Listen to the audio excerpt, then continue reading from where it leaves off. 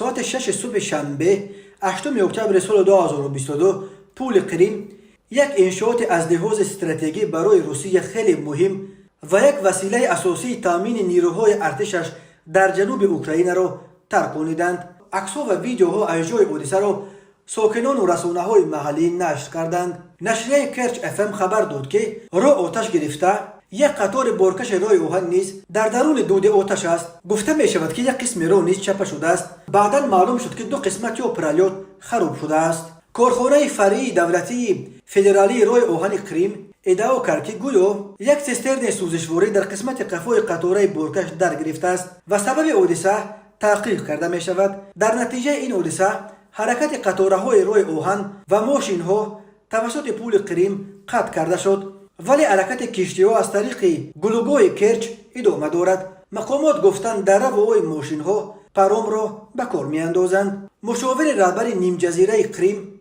علی کروچکوف گفت درباره سبب و عاقبت های حادثه حرف زدن بر وقت است، ولی بعدتر رئیس پارلمان کریم ولادیمیر کنستانتینوف اظهار داشت که پول کریم را واندال های اوکراین خراب کردند. پرزیدنت روسیه ولادیمیر پوتین امر داد که کمیسیون دولتی تأسیس داده شود در رابطه با ترکش در پول کریم پرونده جنایتی گشودند. در کمیته ملی ضد تروریستی روسیه با نشریه روسی اربکا گفتند که در پول کریم یک ماشین بارکش ترکیده باعث به کام آتش رفتن 7 واگن مواد سوخت یک قطار بارکش شده است. مشاور پرزیدنت اوکراین میخائیل پادالیاک اظهار داشت که ترکش در پول کریم تنها آغاز کار است. او در یک مطلب به زبان انگلیسی در توییتر نوشت کریم پول آغاز. تمام انشاءات غیر قانونی باید ویران کرده شده، همه چیزهای دزدیده شده به اوکراین برگردانیده شوند، همه زمینهای اشغال کرده روسیه پس گرفته شوند.